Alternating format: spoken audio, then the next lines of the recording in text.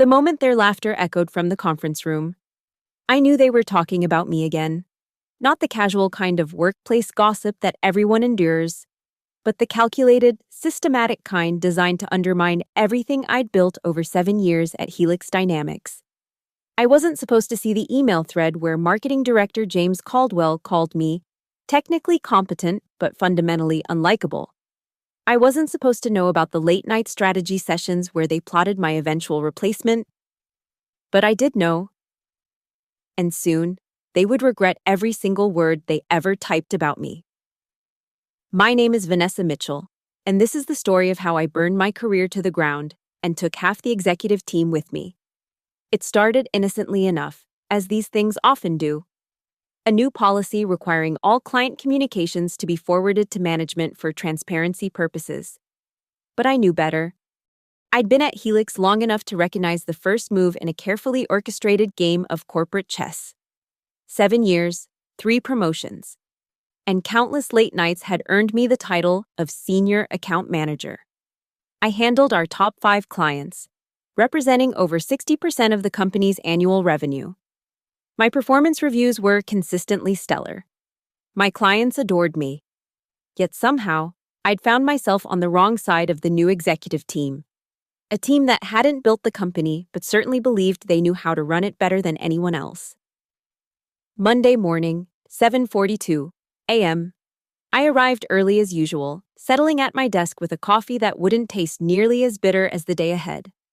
My inbox already contained 15 new messages, but one stood out, an all-staff email from our COO, Rebecca Morgan.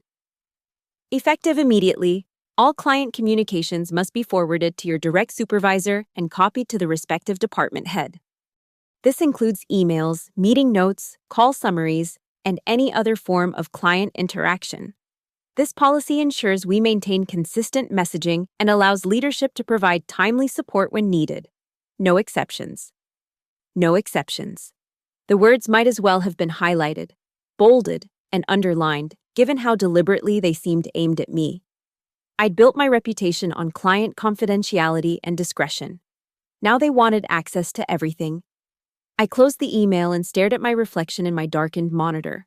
My auburn hair was pulled back in its usual practical ponytail, and the first signs of stress lines had begun to appear around my eyes, small tributaries carved by years of smiling through difficult client calls and impossible deadlines. Morning, Vanessa. The cheerful voice belonged to Megan, my 24-year-old assistant, who somehow maintained her enthusiasm despite 2 years under the increasingly toxic Helix regime. Did you see Rebecca's email? Seems like micromanagement gone wild.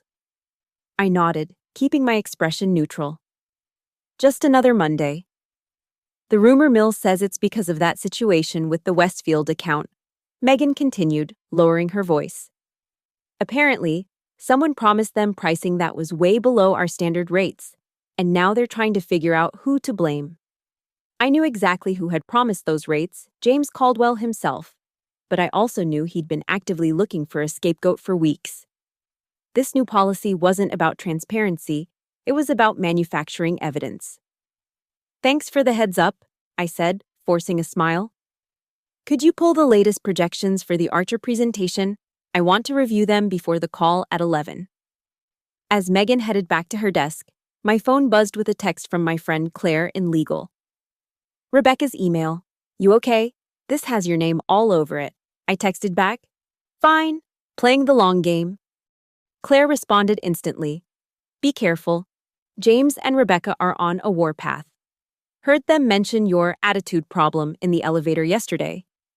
My attitude problem? Of course, in corporate speak, that meant I asked too many questions, pushed back against bad decisions, and refused to participate in the ritualistic sacrifice of ethics that seemed to be the company's new direction. I spent the morning forwarding client emails exactly as directed, making sure to include every single message, no matter how mundane. By lunchtime, I'd flooded my supervisor's inbox with over 40 forwarded messages, each one meticulously compliant with the new policy. At 12:30, my phone rang. It was Mark Davis, my direct supervisor. A decent guy who'd been increasingly uncomfortable with the executive team's tactics, but too concerned about his mortgage to speak up. Vanessa, he began, sounding tired.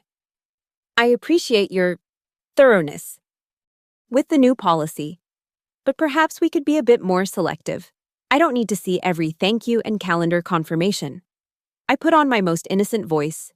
The policy said all client communications and no exceptions. I'm just being compliant. Mark, the last thing I want is to be accused of hiding anything. A heavy sigh came through the phone. Right, of course, just maybe use some judgment. Absolutely, I replied cheerfully. I'll use my best judgment. I had no intention of using any judgment whatsoever. If they wanted all my emails, they would get all my emails, every single one. But I was just getting started. That afternoon, I had my weekly call with Jonathan Archer, CEO of Archer Technologies and our biggest client. Jonathan and I had built a strong professional relationship over 4 years, and he trusted me implicitly. He was also a notoriously direct communicator who had strong opinions about Helix's recent management changes. Vanessa, always good to hear your voice, he began. Before we get into the numbers, what's this I hear about Peter Reynolds stepping down as CTO? Please tell me you're not losing another good one. I took a deep breath. Under normal circumstances, I would have smoothed this over, assured him that everything was fine, and steered the conversation toward safer ground. But circumstances were no longer normal. Actually, Jonathan, I'm required to inform you about a new policy at Helix. All of our communications, including this call, will now be documented and shared with management. I'll be sending a summary to several members of our executive team. There was a pause.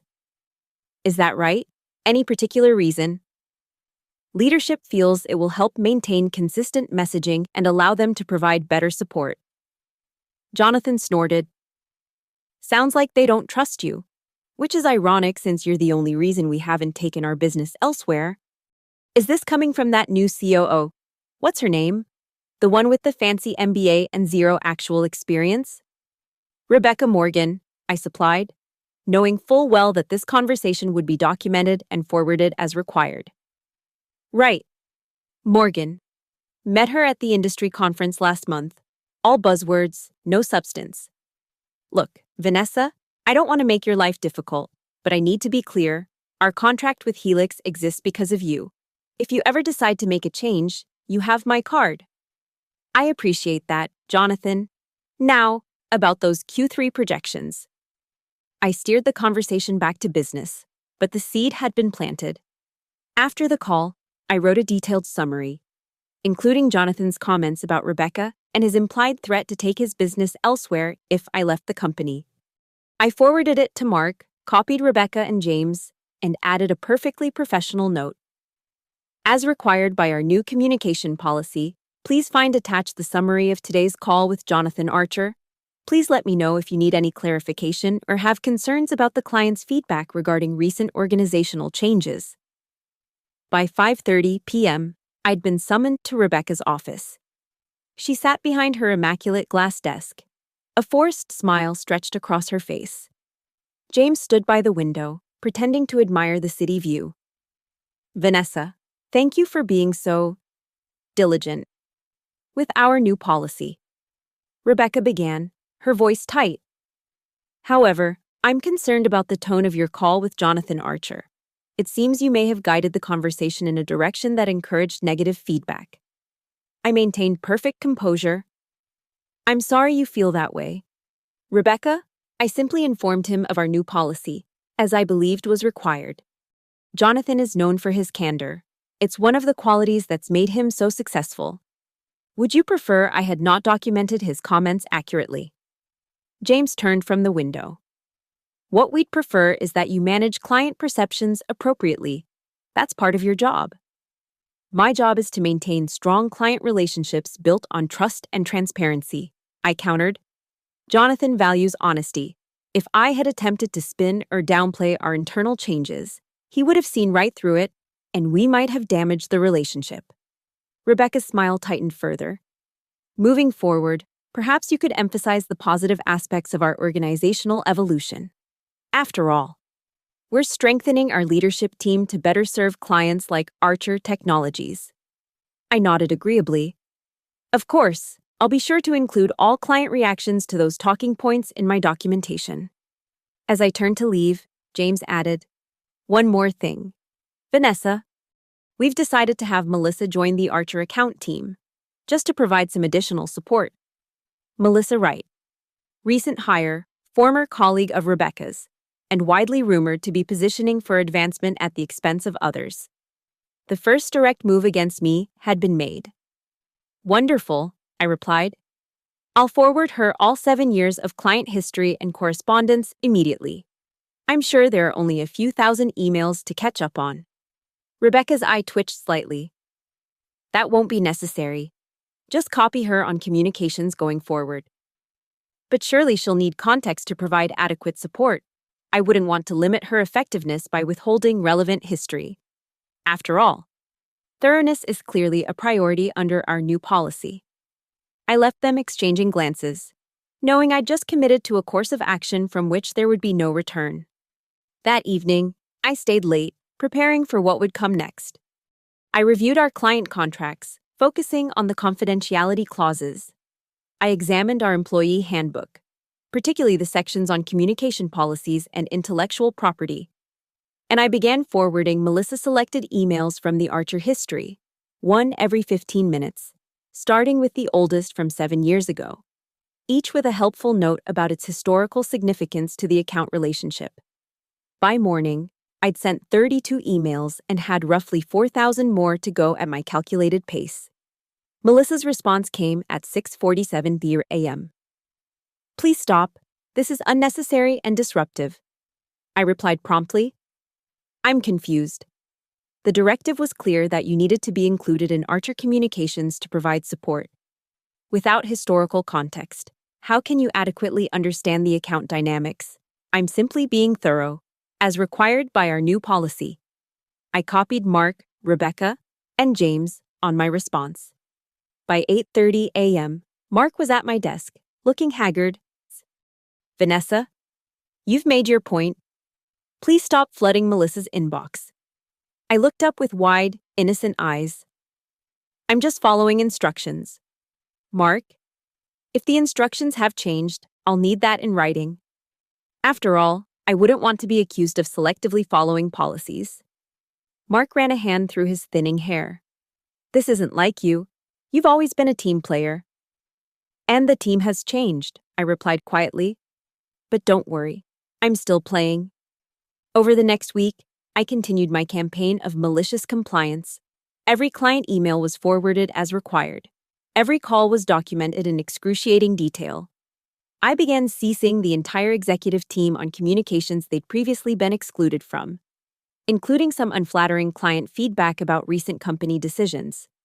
I forwarded internal emails where appropriate, always with a helpful note about why I believed the information fell under the new policy requirements.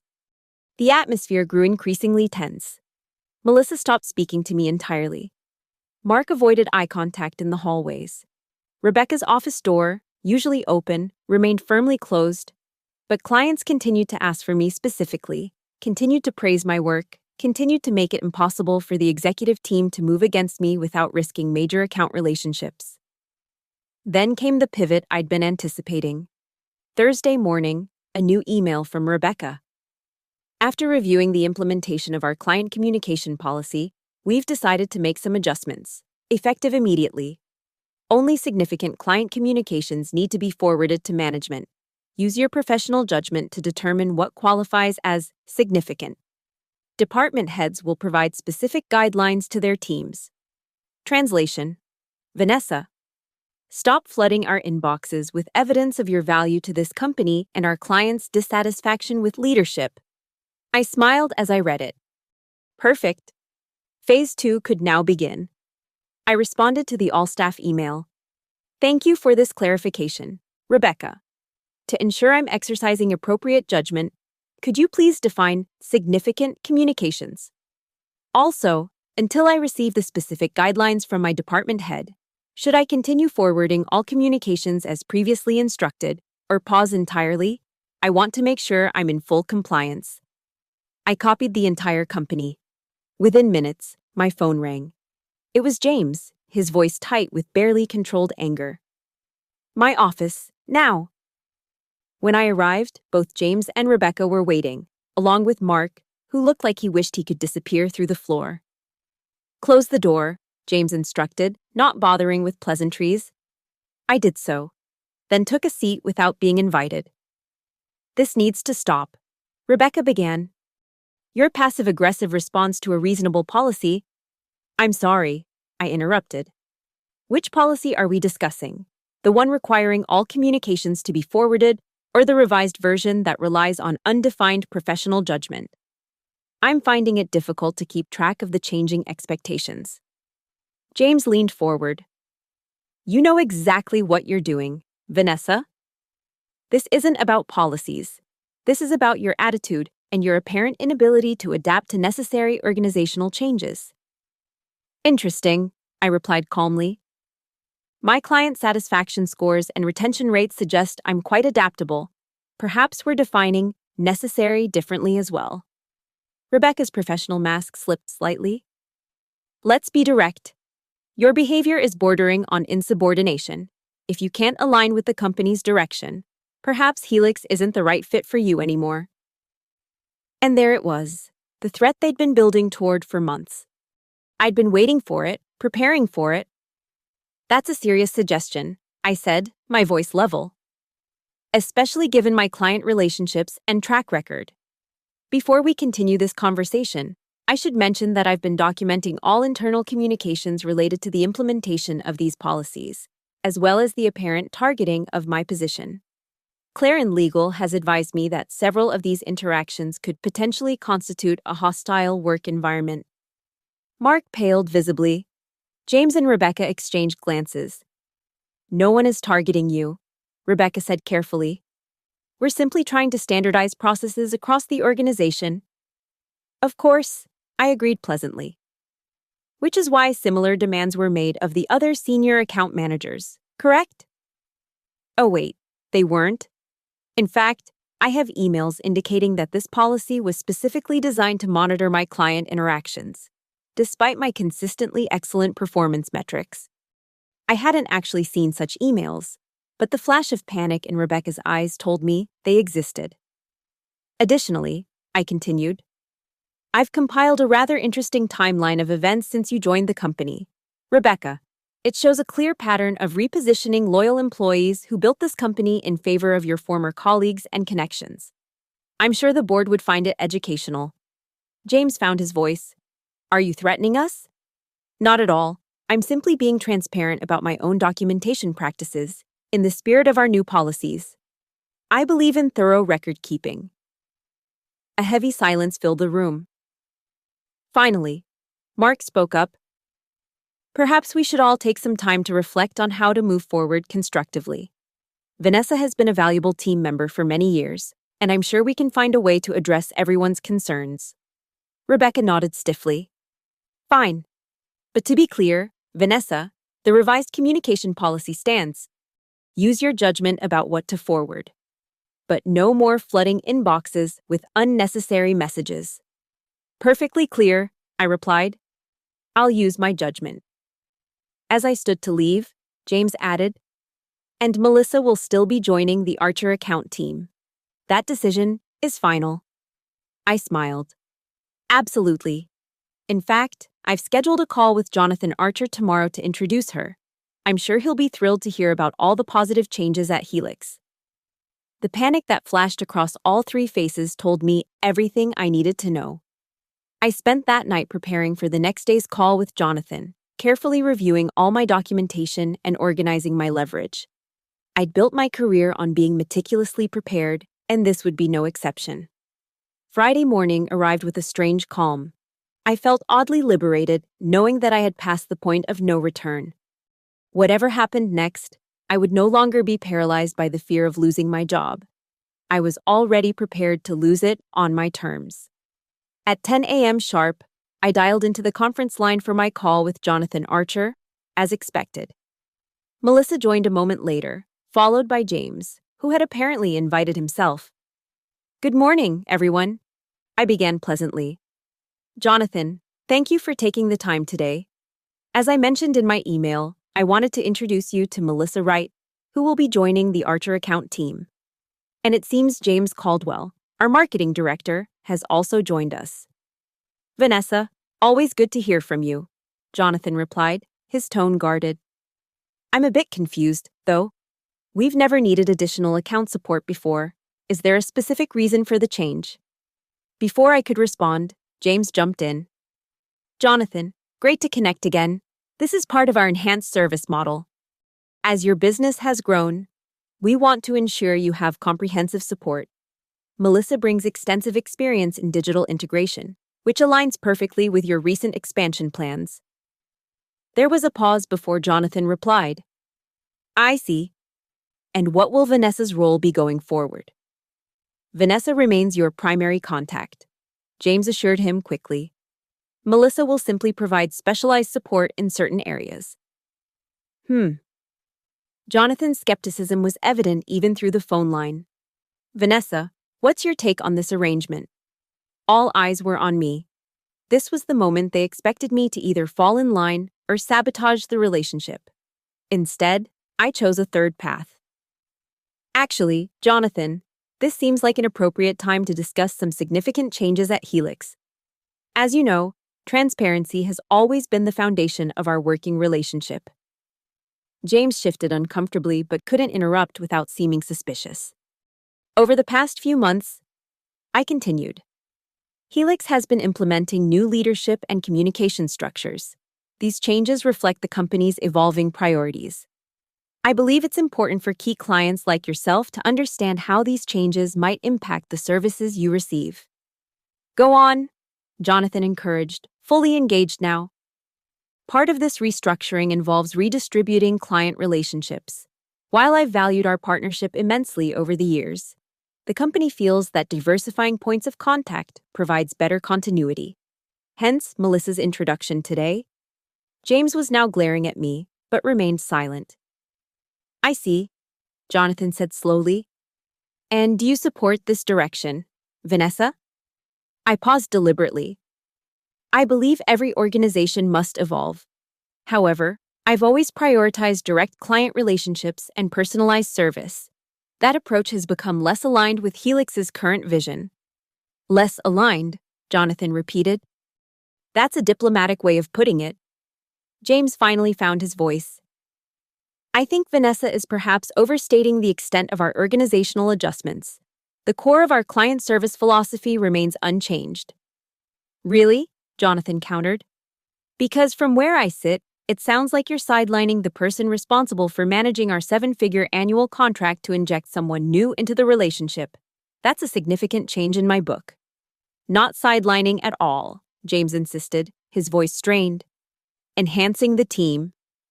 Let me be direct, Jonathan said. Vanessa has earned our trust through years of outstanding service. We chose Helix largely because of her. If her role is changing, that fundamentally alters our relationship with your company. An uncomfortable silence filled the line. Perhaps, I suggested calmly, we should schedule a more comprehensive discussion about the partnership between Archer Technologies and Helix.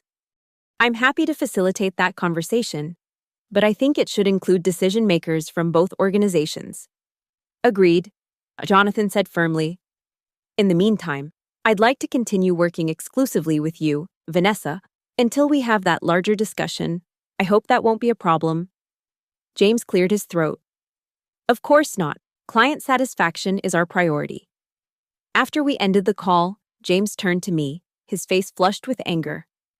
In my office? Now. Melissa quickly made herself scarce as I followed James down the hallway. Rebecca was already waiting in his office, suggesting they had planned to debrief immediately after what they had hoped would be a smooth transition.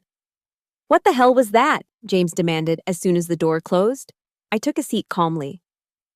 That was me being transparent with our largest client about changes within our organization, changes that directly impact his account. Wang, you deliberately undermined Melissa's integration into the account team. Rebecca accused. I simply acknowledged the reality of the situation. Jonathan values our established relationship. Pretending this was just a routine enhancement rather than a significant shift would have damaged his trust.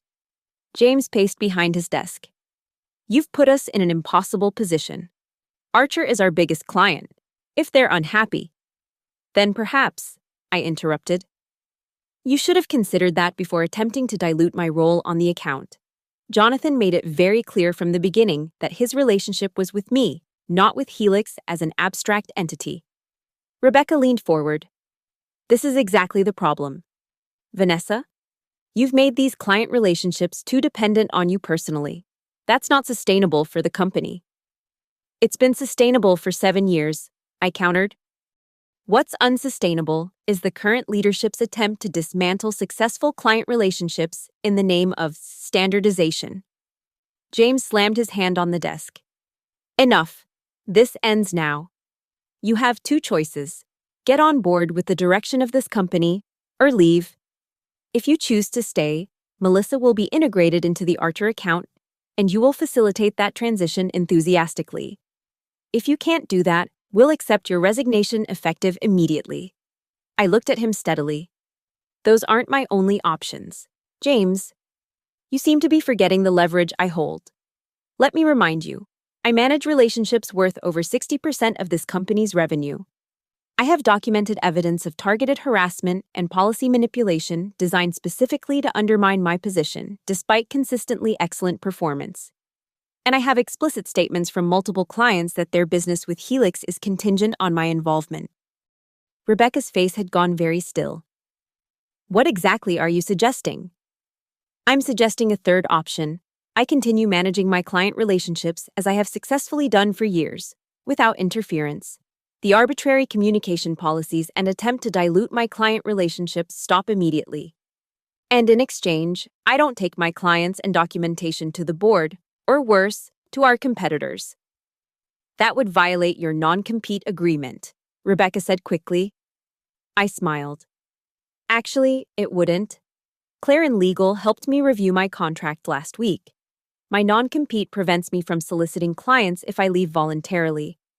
But if I were to be terminated without cause after documenting a pattern of harassment? Different story, entirely. The room fell silent as the implications sank in. I had backed them into a corner, and they knew it. Finally, James spoke, his voice tight.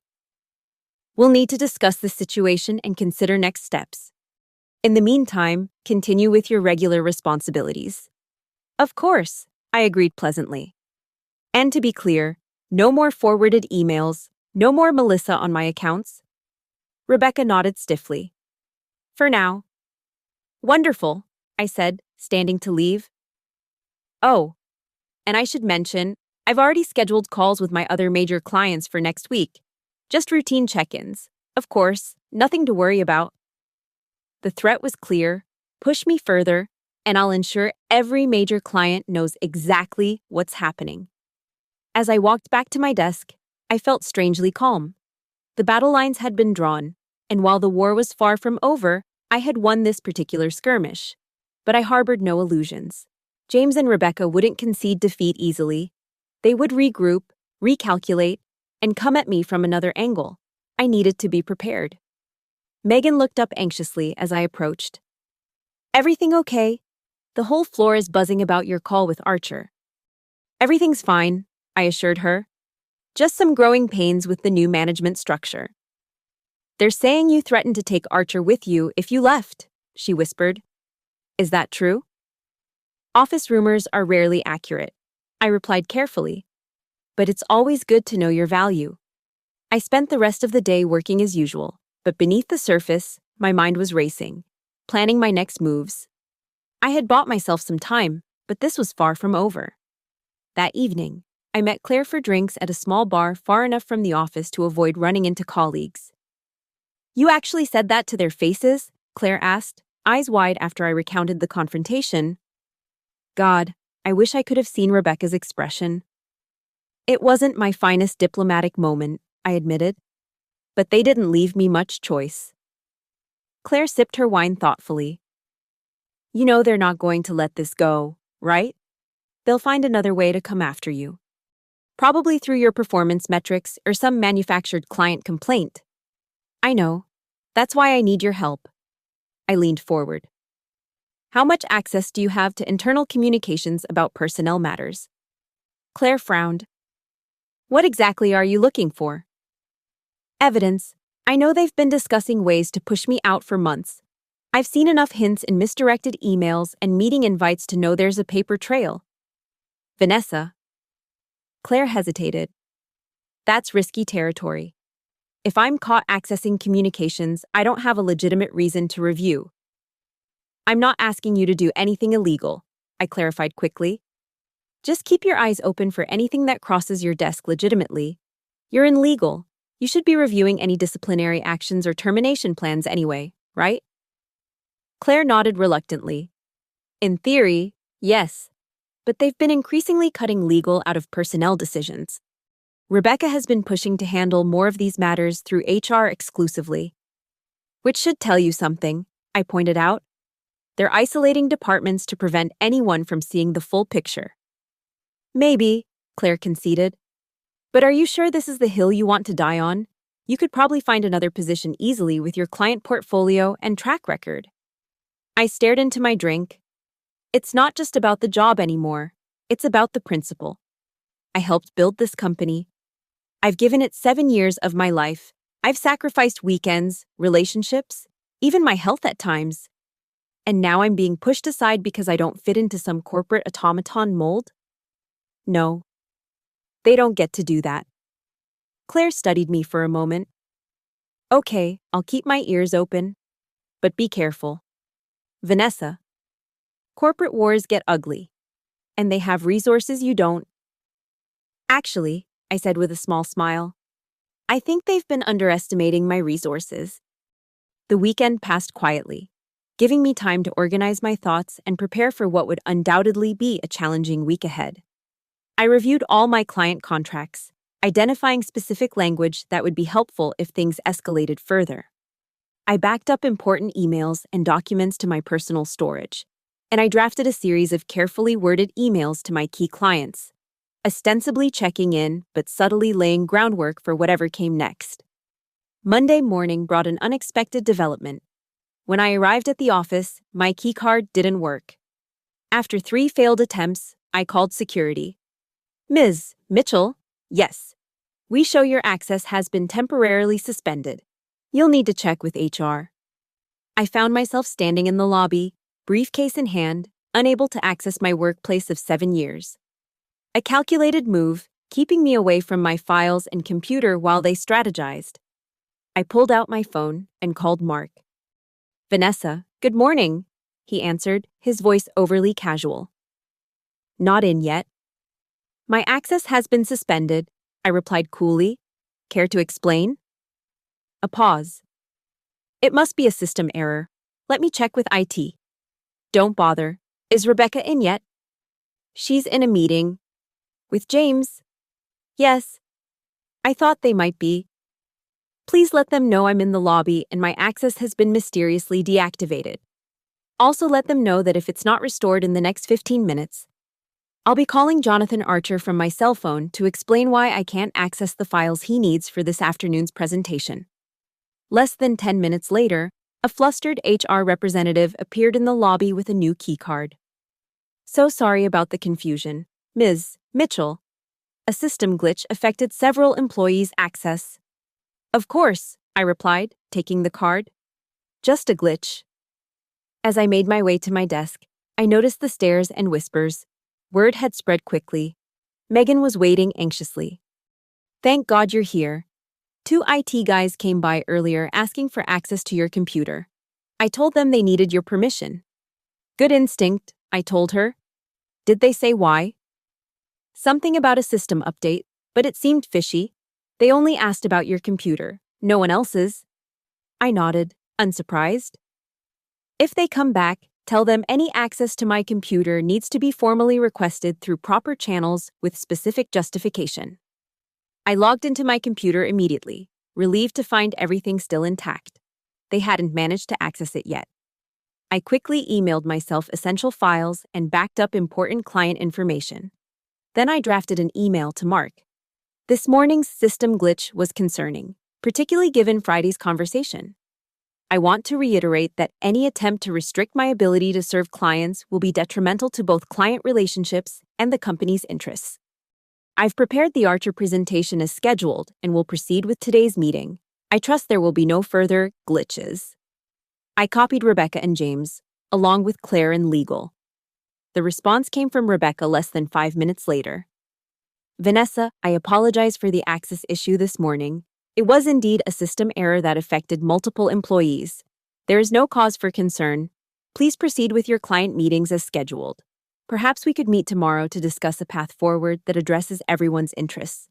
Translation: We tried to lock you out but underestimated the potential blowback. Now we need to regroup. I replied with a single line. I'm available at 2 p.m. tomorrow. The rest of the day passed in a strange limbo. No one from the executive team approached me.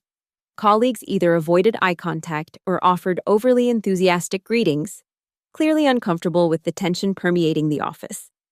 My meeting with Jonathan Archer went smoothly, though he seemed to sense something was off. Everything all right on your end, Vanessa? He asked as we wrapped up. You seem distracted. Just some internal reorganization keeping things interesting. I replied with a practiced smile. He studied me for a moment. Remember what I said before. If things change, you have options. I nodded gratefully. I appreciate that. That evening, as I was preparing to leave, Claire appeared at my desk, her expression grave. Got a minute? Not here. We walked to a small coffee shop 2 blocks away. Once seated in a corner booth, Claire pulled out her tablet. I found something. Rebecca's been documenting a case against you for months. Alleged client complaints, supposed performance issues, claims of insubordination, most of it fabricated or grossly exaggerated. I'm not surprised, I said. But how did you get access? They asked me to review termination paperwork. They're planning to let you go. Vanessa? Soon. They're just building the paper trail first. I felt a cold certainty settle over me. When? The documentation suggests they're aiming for end of month. They want to transition your clients gradually, using Melissa and a few others. They've even drafted scripts for how to explain your departure to key accounts. Can I see? Claire hesitated, then slid her tablet across the table. I can't let you keep these, and you can't let anyone know I showed you. I skimmed through the documents quickly, my anger building with each page. The case they'd constructed was a masterpiece of corporate character assassination. Every instance where I'd challenged bad decisions had been reframed as resistance to change. Client relationships I'd carefully built were described as unhealthily dependent on a single point of contact. There were even manufactured complaints, clearly written in Rebecca's distinctive style, but attributed to clients who I knew for certain had no issues with my work. Most damning was an email from James to Rebecca from 3 months ago. We need to discuss the V situation. Her client relationships give her too much leverage, and her resistance to our new direction is becoming problematic. I suggest we begin documenting performance issues immediately and develop a transition plan for her accounts. The board won't approve termination without evidence and a solid plan to retain the business. Let's meet Thursday to strategize. They've been planning this for months, I said quietly, pushing the tablet back to Claire. This isn't about performance or policies. They just want me gone because I don't fit their vision. Claire nodded grimly. The question is, what are you going to do about it? I sat back, thinking. What would happen if these documents became public, or if they were sent to the board? That would depend on who sent them and how they were obtained, Claire said cautiously. If they were leaked illegally or through unauthorized access, what if they were sent accidentally, through one of those reply-all mistakes that happen all the time? Claire raised an eyebrow. That would be different, still risky, but different. And what if multiple clients somehow became aware that the company was planning to transition their accounts without their knowledge or consent? That would certainly complicate their plans, Claire admitted. But Vanessa, be careful. This kind of corporate warfare can have serious professional consequences. even if you're in the right. I nodded, absorbing her warning. I understand the risks, but they started this war, not me. That night, I couldn't sleep. I paced my apartment, weighing options and calculating risks. By morning, I had formed a plan, one that would require precise timing and nerves of steel. I arrived at the office early, before most of the executive team. Mark was already at his desk, looking haggard. "Morning, Vanessa," he said, not quite meeting my eyes. "All set for your meeting with Rebecca and James this afternoon?" "Absolutely," I replied cheerfully, looking forward to finding a path forward. Mark's expression suggested he didn't believe a word of it, but he nodded and retreated behind his monitor. I spent the morning checking in with each of my major clients, ostensibly for routine updates but actually laying groundwork.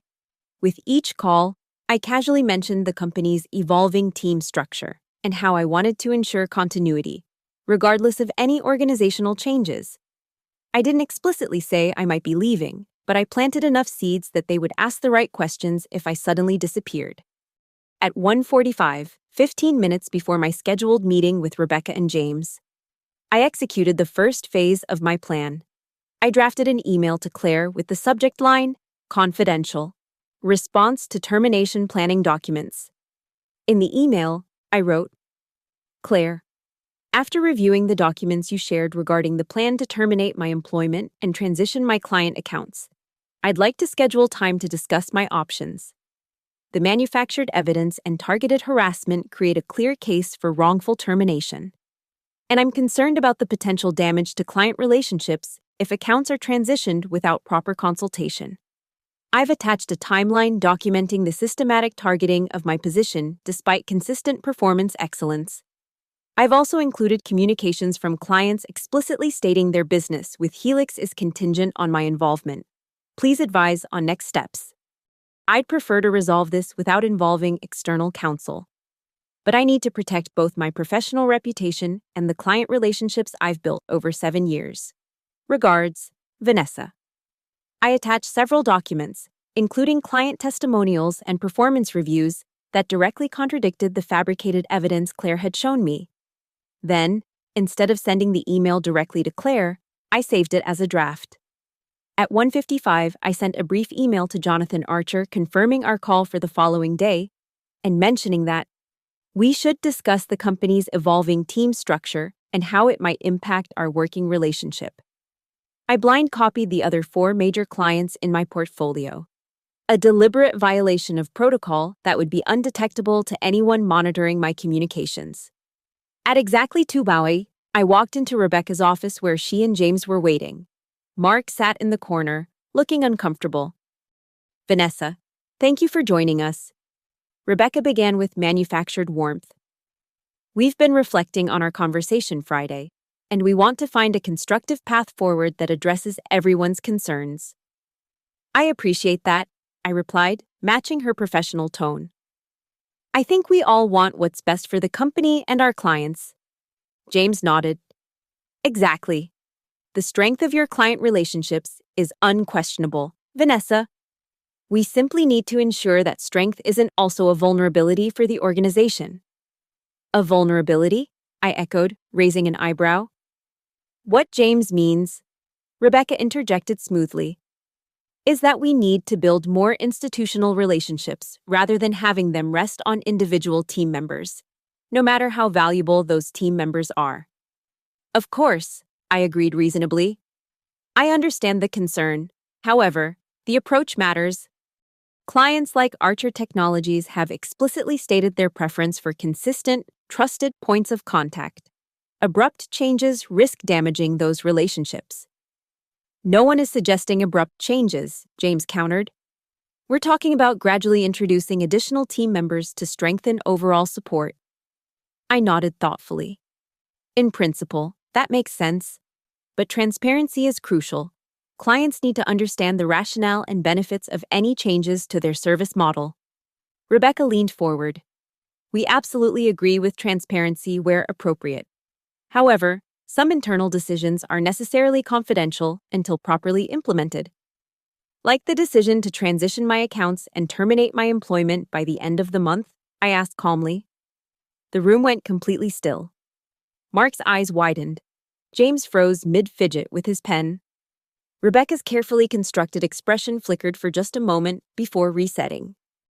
I'm not sure what you're referring to, she said carefully. I think you are, I replied. The documentation you've been building for months. The manufactured performance issues. The carefully scripted explanations for clients when I'm gone. The email where James specifically mentioned my resistance to your new direction as the real issue, not any actual performance concerns. James found his voice. These are serious allegations. Vanessa, if you believe you've been unfairly targeted, I don't believe it, I interrupted. I know it. And I have evidence. Rebecca's mask of professionalism was slipping. Whatever you think you know is backed by documentation. I finished for her. Documentation that could be very problematic if shared with the board, or with clients, or with an employment attorney. The threat hung in the air. Mark looked like he wanted to disappear entirely. Rebecca recovered first. I'm not sure what you've seen or how you've seen it, but I can assure you that any discussions about performance concerns have followed standard company protocols. If there have been misunderstandings, there's no misunderstanding, I said firmly. You've been systematically building a case to remove me because I don't fit into your new corporate culture, not because of my performance, which has been consistently excellent, but because I ask questions and challenge decisions that I believe aren't in the best interest of our clients or the company. James stood abruptly. This conversation is becoming unproductive. Perhaps we should reconvene when emotions aren't running so high. Actually, I said, remaining seated. I think we should be very clear about where things stand. You want me gone. I know you want me gone. But removing me risks losing our 5 largest clients, who together represent over 60% of the company's annual revenue. The board wouldn't be pleased with that outcome, especially if they learned the real motivation behind my termination. Rebecca's voice was ice. Are you threatening us, Vanessa? No, I replied calmly. I'm stating facts. You have documentation about me. I have documentation about your plans and methods.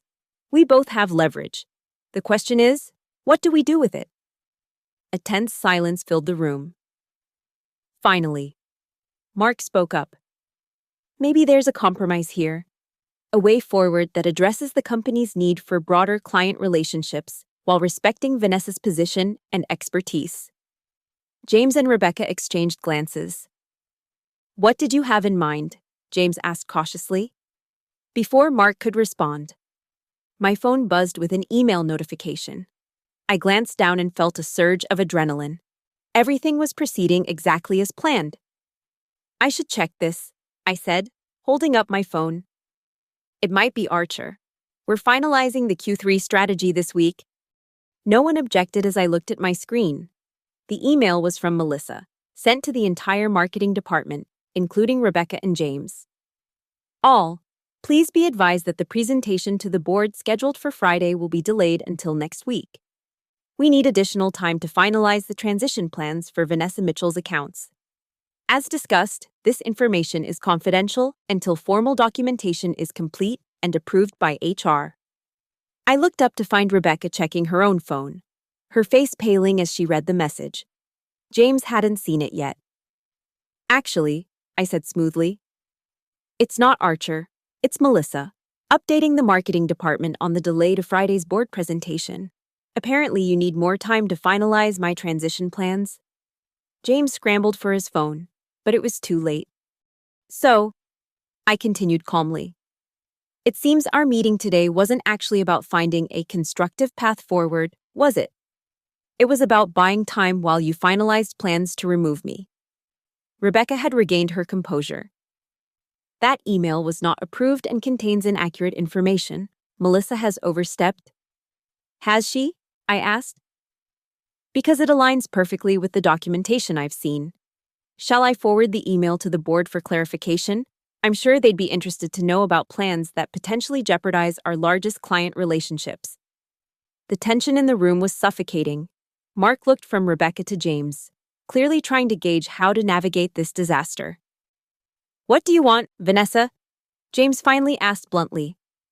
I had been waiting for this question. "I want three things. First, an immediate end to any plans to transition my accounts or terminate my employment.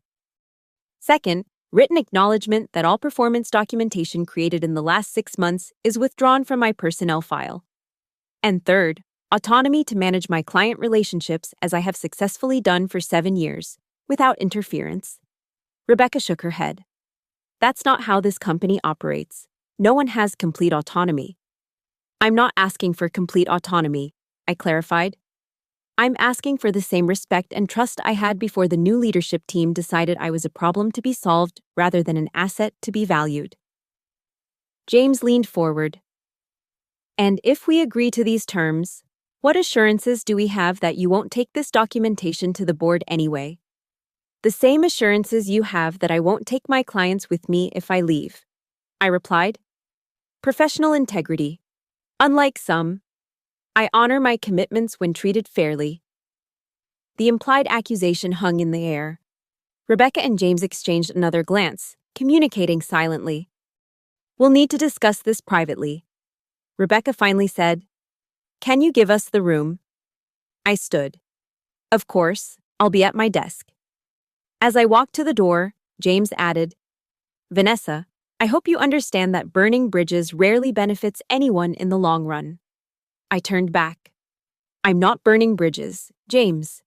I'm preventing others from burning them with me on them. There's a difference." I returned to my desk, heart pounding but outwardly calm. The next phase of my plan was already in motion, triggered by automated timers I'd set before the meeting.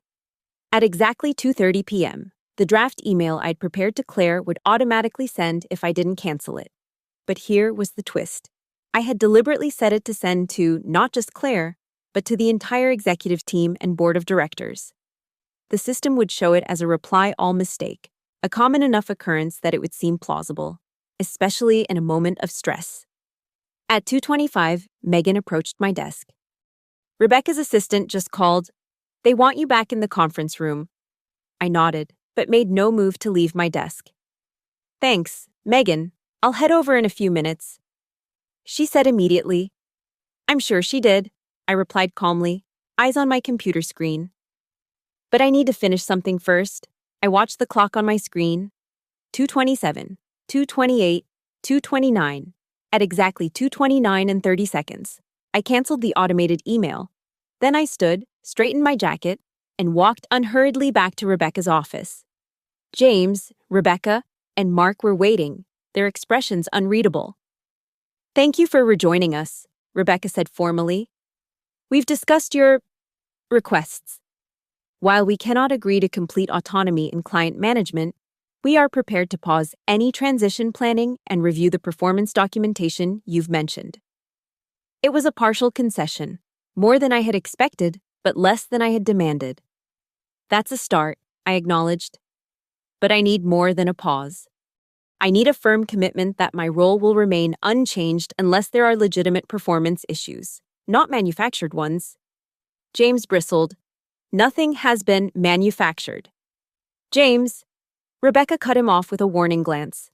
She turned back to me. "We can commit to maintaining your current client relationships and responsibilities, with the understanding that any future changes would be discussed collaboratively and based on objective business needs." I considered this. It wasn't everything I wanted, but it was enough to work with. "And the performance documentation? We'll review it with HR and remove any assessments that can't be substantiated with concrete examples," Rebecca offered. I nodded slowly. "Acceptable. With one addition. I want written confirmation of these commitments by end of day tomorrow." Rebecca's lips thinned, but she nodded. "Fine. Mark will draft the agreement and route it for appropriate approvals." "Thank you," I said politely. "I appreciate your willingness to find a reasonable solution." As I turned to leave, Rebecca added, "Vanessa, I hope you understand that this confrontational approach doesn't foster a positive team environment. Moving forward, I expect a more collaborative attitude." I paused at the door. I've always been collaborative with those who treat me with professional respect, Rebecca. I look forward to building that kind of relationship with the current leadership team. Back at my desk, I sat quietly, processing what had just happened. I had won this battle. But at what cost? The trust was irreparably broken on both sides. They had agreed to my terms not because they valued my contribution, but because they feared the consequences of removing me. It was a Pyrrhic victory, at best. My phone buzzed with a text from Claire. "Heard you went nuclear." "What happened?" I replied. "Negotiated a ceasefire. Tell you later." At 4:30, I received an email from Mark with the subject line, "Confidential, agreement regarding role and responsibilities." The attached document formalized the commitments Rebecca had made, with specific language about maintaining my current client relationships and reviewing all performance documentation from the past 6 months. I read it carefully, noting a few ambiguities that could potentially be exploited later. I replied with suggested revisions, copying Rebecca, James, and Claire to ensure transparency.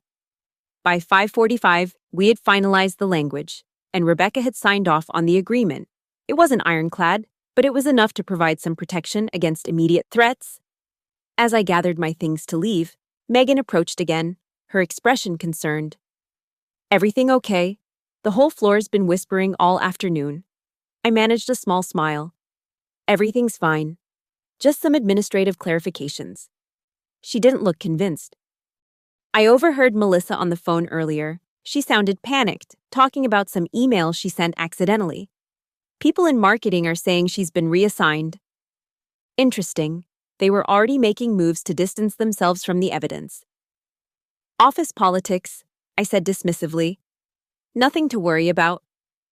As I headed for the elevator, Mark caught up with me. "Vanessa, wait." He looked exhausted. "Can we talk for a minute?" We stepped aside into a small meeting room. "That was intense today," he began awkwardly. "I want you to know I had no idea they were planning to let you go. They kept me out of those discussions."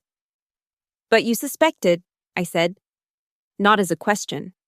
He nodded reluctantly. "There were signs. I should have warned you." "Why didn't you?"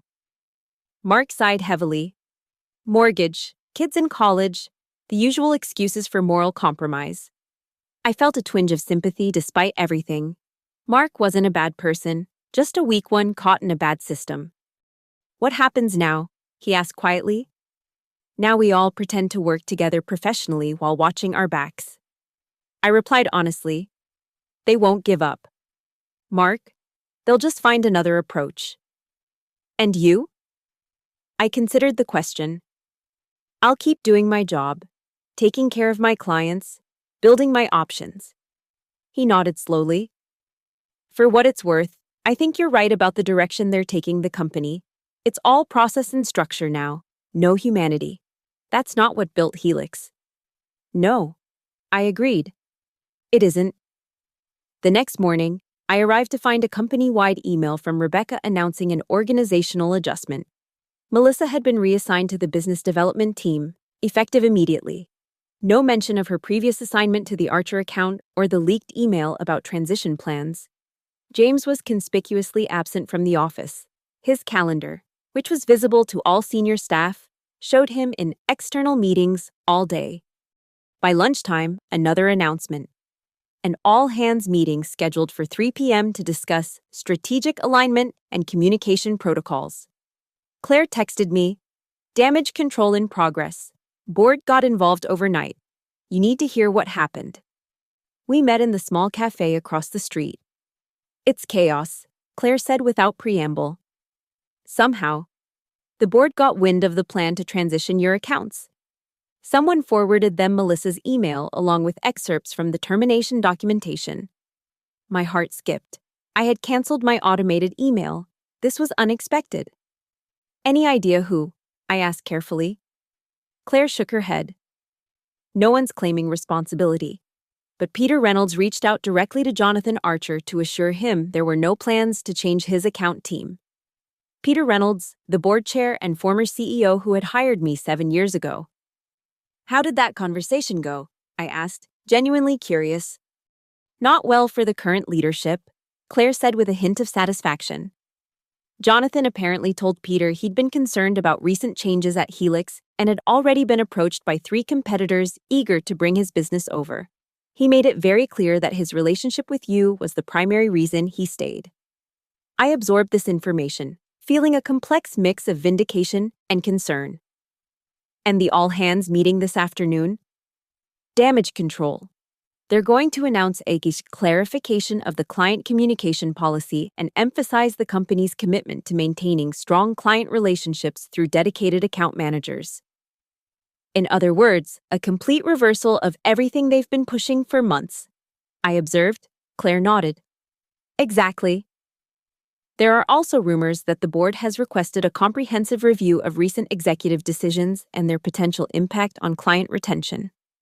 Interesting, I murmured. Back at the office, the atmosphere was tense. People spoke in hushed tones, conversations stopping abruptly when others approached. Rebecca's office door remained closed, the blinds drawn. At 3 p.m. sharp, the entire company gathered in the main conference room. Rebecca stood at the front, flanked by James and several other executives. She looked composed but strained. Thank you all for joining us on short notice, she began. In light of recent discussions and feedback, we want to clarify several aspects of our client communication strategy and organizational structure. What followed was exactly as Claire had predicted, a complete reversal of previous directives, repackaged as a refinement rather than a retreat. While we initially implemented more standardized communication protocols, we recognized that different client relationships require different approaches, Rebecca explained. Moving forward, account managers will have greater flexibility to tailor their communication strategies to best serve their specific clients. I kept my expression neutral, though I noted several colleagues glancing in my direction. Additionally, Rebecca continued, we want to emphasize our commitment to the dedicated account manager model that has been central to Helix's success. Rather than transitioning toward team-based coverage, we will focus on strengthening individual client relationships while ensuring appropriate backup support. The meeting continued with more corporate doublespeak, essentially dismantling every policy they had implemented over the past months without ever acknowledging the reversal. As we filed out afterward, Mark fell into step beside me. Well, he said quietly, that was quite a 180. Amazing what clarity a conversation with the board can bring, I replied. You know this isn't over, he warned. They're just regrouping. I know. I agreed. But they'll be more careful next time. Over the next few weeks, an uneasy peace settled over Helix dynamics. I continued managing my client relationships as I always had, now with explicit authority to do so. Rebecca and James maintained professional but distant interactions with me, their smiles never reaching their eyes. Then came the next move in our corporate chess game. A company-wide announcement.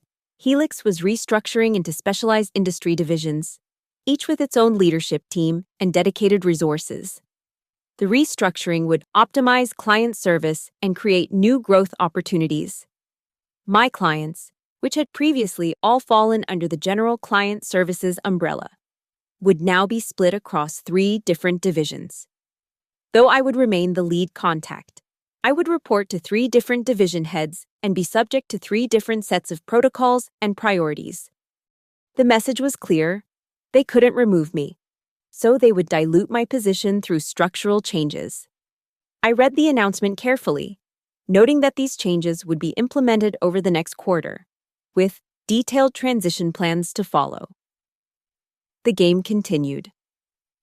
That evening, I met Claire again.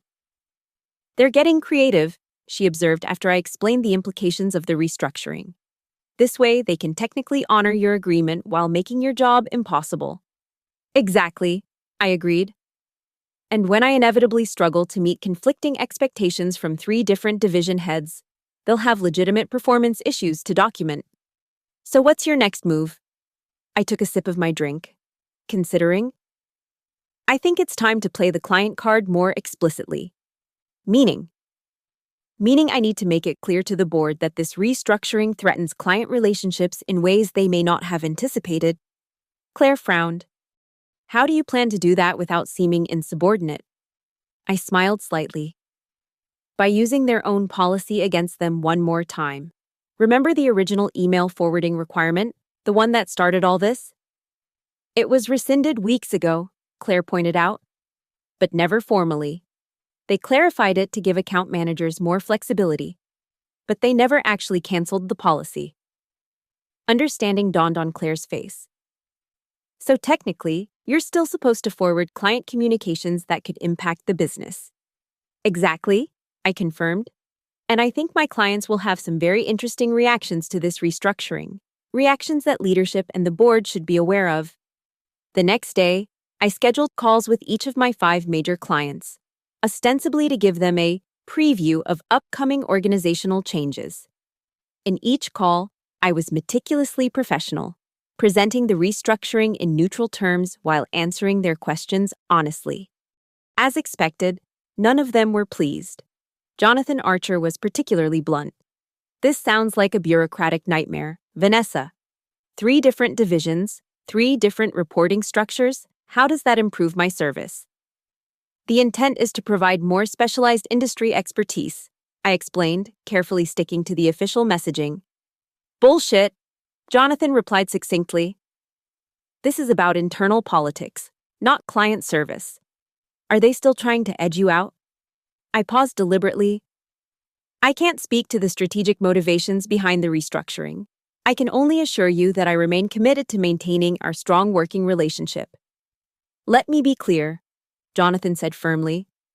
If these changes impact the quality or consistency of service we receive, or if you're put in an untenable position, Archer Technologies will reconsider our partnership with Helix. I'll be communicating this directly to your board chair, Peter Reynolds. I understand your concerns, I replied professionally. And as per our communication policies, I'll be documenting this conversation for internal review. Similar conversations played out with my other key clients, each expressing concerns about the restructuring and its potential impact on their service.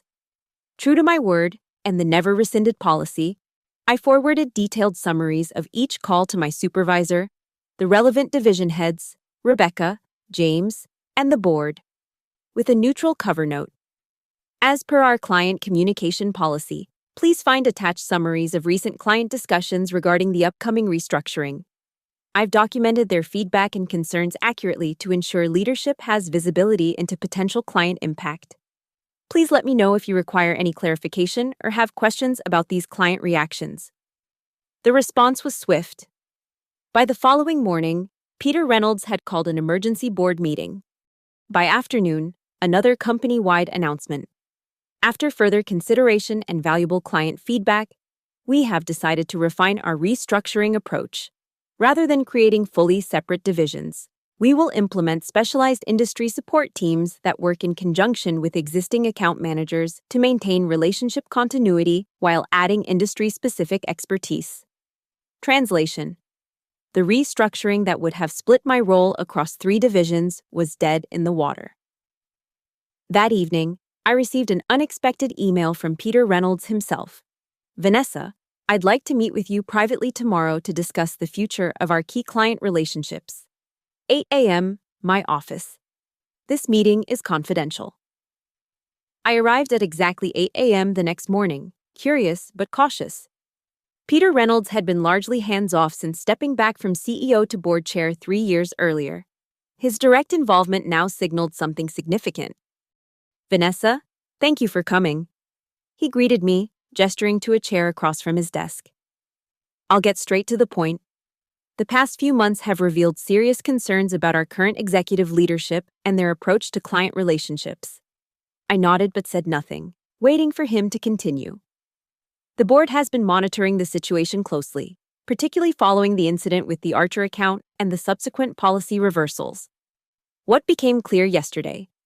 When 5 major clients independently expressed nearly identical concerns about the restructuring, is that we have a fundamental misalignment between leadership priorities and business realities. I see, I said carefully. Peter leaned forward. Let me be direct, Vanessa. You've been caught in the crossfire of a misguided attempt to standardize what shouldn't be standardized. Your client relationships are not a liability to this company, they're our greatest asset. Yes, I appreciate you recognizing that, I replied. I've always believed that strong individual relationships are the foundation of client retention. As do I, Peter agreed. Which is why I've asked you here today. The board has decided to make leadership changes. Rebecca Morgan will be transitioning out of her role as COO, effective immediately. James Caldwell will be moved to a non-client-facing role in strategic planning. I kept my expression neutral, despite my surprise. I see. Additionally, Peter continued, we're creating a new position, Senior Vice President of Client Relations. This role will oversee all major account relationships and report directly to me until a new COO is appointed. The board would like to offer you this position. I hadn't expected this. A promotion? After months of being targeted for removal? I'm honored by the consideration, I said carefully. May I ask what prompted this decision? Peter smiled slightly. 3 things. First, the undeniable fact that your client relationships represent the majority of our stable revenue. Second, your evident ability to navigate complex corporate dynamics while maintaining client satisfaction. And third, frankly, your restraint. My restraint? Yes. We know you had documentation that could have been deeply damaging to the company if leaked externally. You used it internally, selectively, to protect your position and your clients. That shows both savvy and a commitment to the company's overall well-being, despite being targeted personally. I considered this assessment, surprised by how accurately Peter had read the situation. The position comes with a substantial compensation increase. Of course, Peter added, and direct authority over client communication policies and account team structures. And if I decline? I asked, testing the waters. Then we'd work to ensure your current role remains protected from future organizational disruptions. Peter replied, but I hope you'll consider the opportunity. The company needs more leaders who understand the real value of client relationships. I nodded thoughtfully. I'd like some time to consider the offer. Of course, take the weekend to think it over. We can discuss details on Monday. As I stood to leave, Peter added, one more thing. Vanessa, your friend in legal, Claire, is it? Smart woman. Very detail-oriented. The board has been impressed with her thoroughness in documenting recent events. I paused, suddenly understanding. Claire had been my anonymous ally all along, ensuring the board received key information at critical moments.